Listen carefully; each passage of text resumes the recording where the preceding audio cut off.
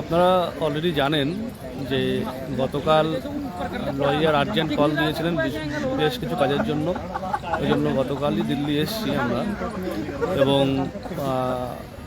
আমরা কিন্তু যে কাজের জন্য এসেছি মেন উদ্দেশ্যটা হচ্ছে আমাদের 2016 সালের যে প্যানেল বিপদের মধ্যে আছে সেই প্যানেলটাকে, সেই কেসটাকে যাতে রিওপেন করা যায়, এবং কিছু নতুন আঙ্গিক আমাদের কাছে এসছে যেগুলো আমরা কিন্তু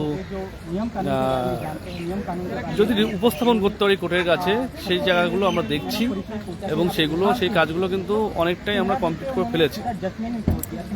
আর আরেকটা বিষয় বলি, অলরেডি আমরা জানি 2025-এর যে পরীক্ষা আমরা দিতে চাইনি তা হলো মানে চাপে পড়ে দিতে হয়েছে, এবং 2025 সালের যে পরীক্ষা হয়েছে সেই পরীক্ষাটা কিন্তু বিভিন্ন জায়গাতে বিভিন্নভাবে কেসে জর্জরিত, এবং অলরেডি আমরা কিন্তু বিভিন্ন সময় বিভিন্ন রকম কেসে ক্যান করে পাঠিয়ে হওয়া বা রিট পিটিশন হওয়া সেগুলো হয়েছে, এবং রাহুল মণ্ডলের যে কেসটা ছিল সেখানে ক্যান 5 আমাদের ছিল। সেটা অনেক দিন পরে আমাদের লয়ার উনি বলতে পেরেছেন, টার্ন এসছেন ওনার, এবং বিভিন্ন সময় উনি ছিলেন কোর্টরুমে প্রেজেন্ট, যেহেতু টার্ন না হলে তো বলতে পারবেন না, উনি বলেছেন। সেই ভিডিওটা আপলোড করেছি, দেখবেন, সবকিছুই মোটামুটিভাবে কভার করা আছে। যেহেতু অনেক লয়ার অনেক কিছু কভার করেছে, যে পার্টগুলো কভার হয়নি সেগুলোকে হাইলাইট করা হয়েছে। একটা বিষয় দেখুন, 2016 সালে আমরা শিক্ষক শিক্ষিকা যোগ্যতার সঙ্গেই পরীক্ষা দিয়ে এসেছি।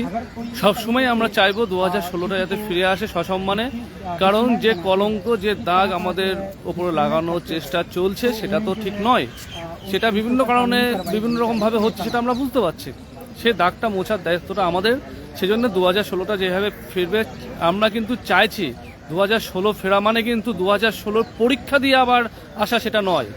2016 শিক্ষক শিক্ষিকা বা শিক্ষাকর্মী যারা আছে তাদের পুনর্বহল, চাকরিতে পুনর্বহলটা আমরা চাইছি, কিন্তু আবার পরীক্ষা দেবো ওই যে ললিপপ, এই ললিপপটা আমরা খেতে চাইছি না।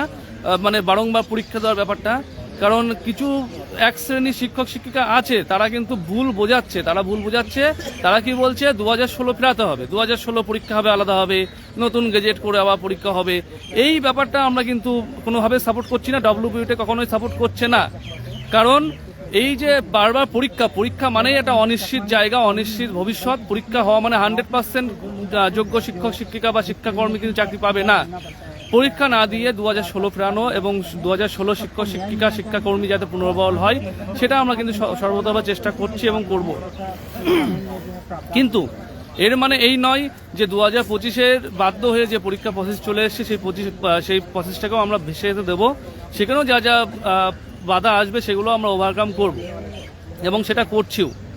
পাশাপাশি একটা জিনিস বলি, অনেক সহকর্মী আমাদের আছেন তারা কিন্তু SLST 2-তে নট কল ফর ভেরিফিকেশন আছে, তাদের জন্য আমরা মুভ করছি, বিভিন্ন আইনি প্রক্রিয়াগুলো আমরা স্টেপ নিচ্ছি, যাতে করে তাদেরকে আমরা সকলেই একসঙ্গে হাসি মুখে যে কোনোভাবে হোক আমরা কিন্তু কর্মস্থলে থাকতে চাইছি, এবং আমাদের যে অধিকার সেটা আদায় করতে চাইছি।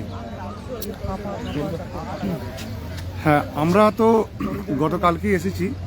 আসার কারণটা মিনময় অনেকটাই পরিষ্কার করে দিয়েছে।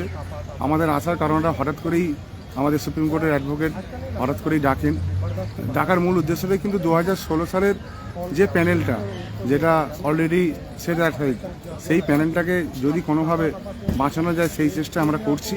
তার করার বড় কারণ যে 2016 সালে যারা চাকরিজীবী ছিলেন তাদের অনেকেই এই নতুন পরীক্ষায় ডাক পায়নি, ইন্টারভিউতে বা ডকুমেন্ট ভেরিফিকেশনে। তাদের জীবন জীবিকা আজকে অন্ধকারময় একটা জায়গায় চলে গেছে। তো সেই জায়গাটা বাঁচানোর একটা তাগিদ আমাদের আছে, সেই জায়গা থেকেই সুপ্রিম কোর্টে আসা।